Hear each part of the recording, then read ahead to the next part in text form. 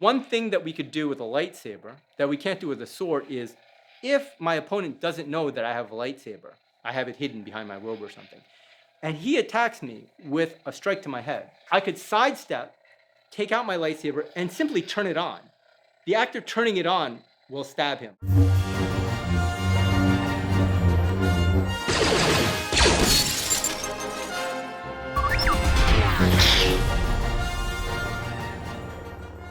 Welcome back, everyone, to Scenic Fights Fight Scene Breakdown, Star Wars Edition. I'm Logan Lowe. I'm here with Chad Vasquez. Today, in honor of the current Star Wars trilogy, we'll be comparing and contrasting the combat design of a lightsaber versus a sword. We'll also be looking at the fight scene between Kylo Ren and Rey. Make sure to watch the entire video to see the grade that we give it at the end. If you like what you see, please like, comment, and subscribe below. We're just having fun with this, Star Wars fans, so please don't kill us. I'm a Star Wars fan myself, so if we say something wrong, please correct us in the comments below. Okay, let's go. Yeah, just a lot of big arcing motions. One question is, why doesn't Kylo Ren just pull Finn into the handguard, also called the Quillian, rather than bringing the Quillian to Finn because he has force power? There are a number of things right now that Kylo Ren could have done differently. Again, in the scene, he forced in the Quillian into Finn's shoulder. But what he could have done is he could have had Finn come in with the force and cut him, or he could have simply just sidestepped and slashed his throat while still defending himself. Or he could have simply come in and slashed the wrist with the Quillian while also taking out his other shoulder. Yeah, that kind of shows the power of the lightsaber. It can cut through wood that easily. Really nice flow with the fighting, but it's kind of broadswordish. So we're going to start off by talking about the design differences between a sword and a lightsaber. Here we have a wooden training saber. What defines a saber is that it's edged on one side with dull spine on the back and then two flat sides. You can see that there's really only two areas that are lethal: the point and the edge. Now here we have a lightsaber. Every part of this is dangerous. Here we have Kylo Ren's lightsaber. Notice it's the same design except with the addition of the two handguards called the Quillian.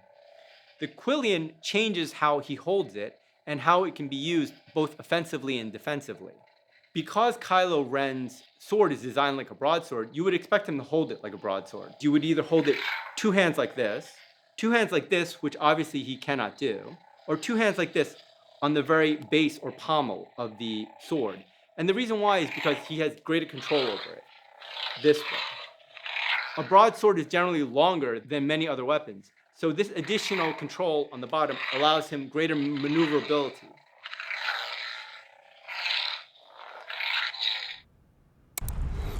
Nice little parrying. So you can see how close they are with the lightsaber. One can assume then that they're not generating a lot of heat. Once again, super close. One of them should just do something. Kylo Ren didn't actually want to kill Rey. After all, he's basically talking to her right now about teaching her, because there's a number of things he could have done. He could have stepped back and tipped in. He could have also slashed in with Quillian, taking off her arm, essentially cutting right through her arm, or come across with the same Quillian like this and slashed into her throat once again. For Rey, she could have also simply angled. By simply stepping, notice that she could have cut Kylo Ren's head. Or she could have let go, parried, come across, and done her stab that she's been wanting so badly. She's just using it as a cudgel, which makes sense because she's been trained in the bow staff. So she's using this sword kind of almost with these big heavy swings, just like a bow staff. Now, you'll note that both Rey and Finn tend to hold the lightsaber the same way. They both hold it with two-handed grip, and they both kind of swing it like a baseball bat or a cudgel. Big arcing motions where they're really putting a lot of force and effort into it. They're coming down, they're swinging.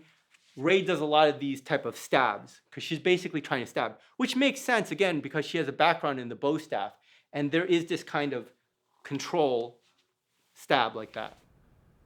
Lots of telegraphing. Again, she's using it kind of like a bow staff. She's lifting it really high over her head to try to bring it down over Kylo Ren's head. Rey, who only has experience with the bow staff, basically uses like a bow staff. She has these big arcing motions where she's trying to generate a lot of power. She actually doesn't need a lot of power because, again, the entire thing is lethal. You don't even need the force that you would need for a razor blade. You can just literally touch someone and you've cut them. But she does, in fact, go all the way back.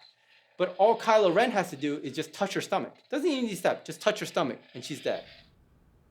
Okay, now we have the standoff. Kind of like that breakdown that we did with Under Siege, where each opponent is grabbing the other opponent's wrist. The moment this happens, the first one to attack usually wins the fight. Even though Kylo Ren just took a blaster hit to the shoulder, he still should be strong enough to overpower Rey.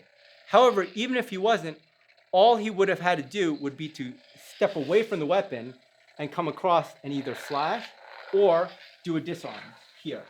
For Rey forced his weapon into the ground. But instead of forcing the weapon into the ground, she could have simply just sidestepped and chopped off his head, or come around, slammed his hand, and used that force to disarm him by taking away the weapon. Maybe that's what was happening in the scene. They were also physically fighting, but also fighting with a force. We don't know. For this, I would give it a B+. The fight makes sense, right? You have people like Finn and Rey who have had no experiences with lightsabers using it the way I think someone that had no training would. Like a baseball bat, just wildly swinging. Or Rey, who's been experienced with the bow staff, using it like a cudgel, right? She's like just whacking away, doing these gross motions. You were seeing something that we didn't see in the previous trilogies.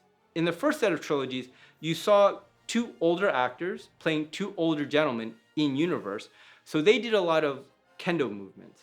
Very methodical, not great movements, still lethal movements. In this trilogy, we're seeing them use something we haven't seen before. We're seeing them use HEMA stuff, which is historically European martial arts with the broadsword. The reason why I didn't give it an A is because there could have been better use of the force, I feel. There could have also been better use of the lightsaber, as something that is lethal from 360 degrees, and also with the tip. By not using more of the force, by not using the lightsaber as a lightsaber and not a sword, I felt that it was more of B+ rather than an A. Thanks again so much for watching. If you want to find out more about sword or knife fighting, please feel free to drop by our school. The information is in the description below. And if you have a fight scene that you'd like us to review, send that our way as well in the comments below. Thanks so much for watching.